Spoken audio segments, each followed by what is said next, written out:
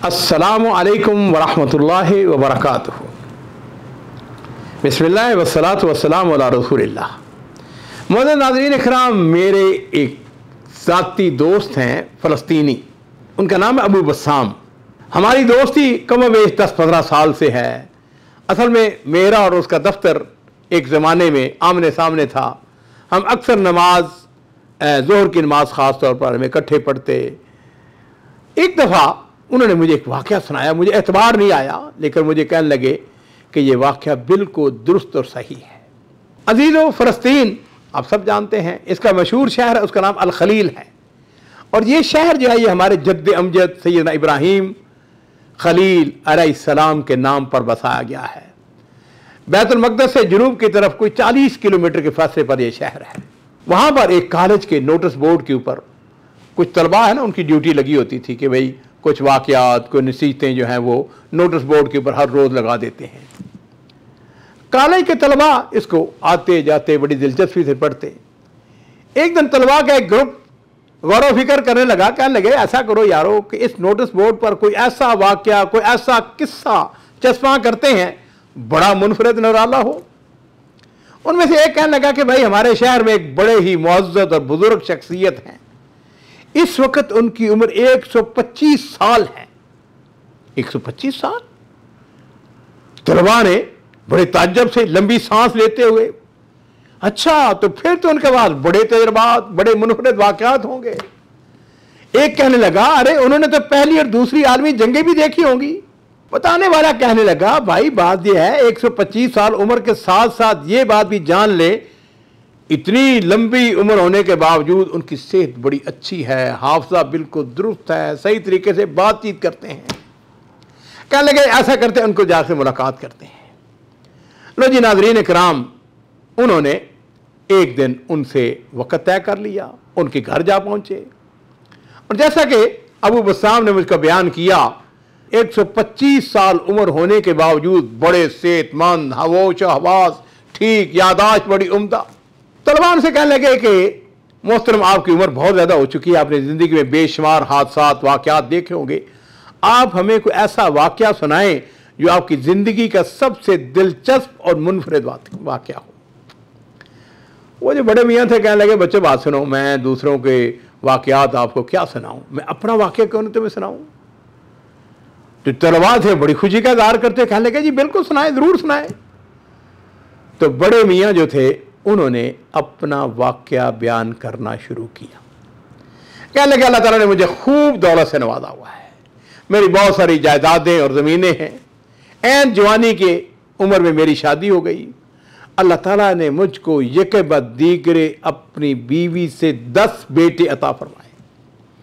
लो जी सारे बच्चे जो है मेरी ज़िंदगी में जवान हो गए, बड़े खूबसूरत दराज कद।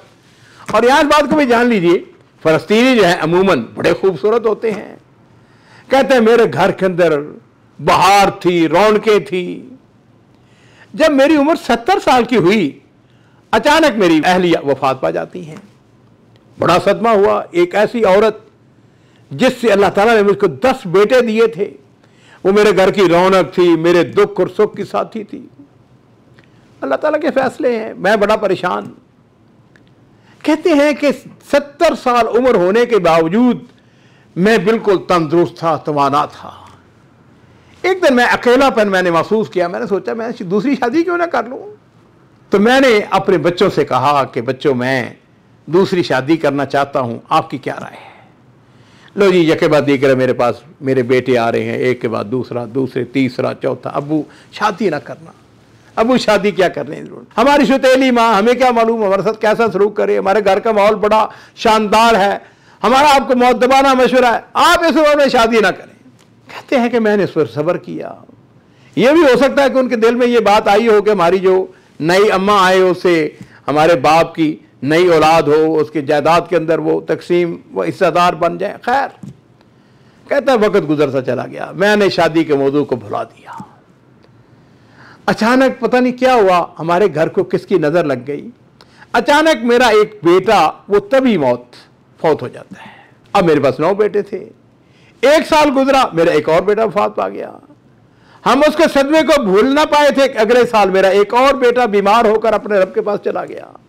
वो बड़े मियाँ अपना वाकया बयान करते हुए कहते हैं कि मेरे बच्चों, हर साल मेरा एक बेटा तभी मौत वफात पाकर इस दुनिया से रखसत हो जाता है। इस वक्त मेरी उम्र 80 साल की थी जब मेरे 10 के 10 बेटे एक एक करके मेरी आंखों के सामने इस दुनिया से रुखसत हो गए थे। जब भी कोई मेरा बच्चा फौत होता मैं उसके ऊपर सब्र करता, अंदर से खोखला हो चुका था। मैं हर बेटे की वफात पर अल्हम्दुलिल्लाह अला कुल्ली हाल कहता। नाज़रीन इकराम, वो बाबा अपना वाकया बयान करते हुए कहता है कि जब मेरे सारे बेटे वफात पा गए तो मुझे अकेलेपन का शदीद एहसास हुआ। अब फिर मेरी ख्वाहिश थी कि मेरी औलाद हो। फिर मैंने शादी के लिए सोचना शुरू कर दिया। अब मुझे किसी से मशवरे की ज़रूरत नहीं थी, ना मुझे कोई रोकने वाला था ना टोकने वाला था। जायदाद मेरी बड़ी वसी थी, पैसा मुझे वाफर मिलता था। लो जी कहता है कि मैंने रिश्ता तलाश करना शुरू कर दिया। कुछ तगोदेव के बाद एक दो शीज़ा से मेरी शादी हो गई। मेरी जो होने वाली बीवी थी मुझसे कहीं कम उम्र थी। मेरी उम्र तो 80 साल की हो गई थी, मगर मुझे एक बिल्कुल नौजवान लड़की का रिश्ता मिल गया। कहता है कि मेरी शादी को 1 साल गुजरा था कि अल्लाह ताला ने मुझे एक खूबसूरत बेटे से नवाजा। मैंने अल्लाह ताला का शुक्र अदा किया कि अल्लाह तेरा शुक्र है, मेरा वारिस दुनिया में आ गया है। हमने बड़ी खुशियां मनाई। जब मेरे यहाँ दूसरा बेटा पैदा हुआ तो उस वक्त मेरी उम्र जो थी वो 82 साल की हो चुकी थी। और वो कहता है अजीज़ो, अल्लाह की रहमतें एक मरतबा फिर मेरे ऊपर नाज़र होना शुरू हो गई।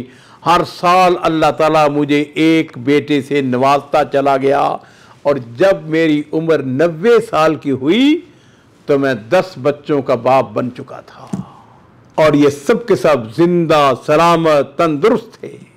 वो कहता है कि मेरी उम्र अब कमोबेश 125 साल हो चुकी है। मेरे 10 बेटे मेरी आंखों के तारे हैं, मेरे सामने वो सारे जवान हुए हैं। मैं उनको देख देख कर जीता हूँ। अल्लाह का शुक्र अदा करता हूँ कि जिसने इस बुढ़ापे में मुझे औलाद की नेमत से नवाजा है। नाज़रीन किराम, अल्लाह ताला का ये फरमान बिल्कुल दुरुस्त है, हक है, सच है।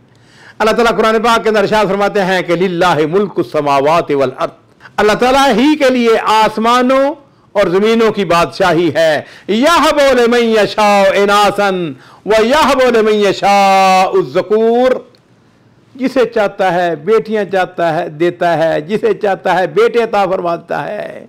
और युज़व्विजुहुम ज़ुक्रानन व इनासन व यजअलु मन यशाउ अकीमा, लड़कियां लड़के दोनों अता फरमाता है और जिसे चाहता है अल्लाह ताला उसको बांझ रखता है।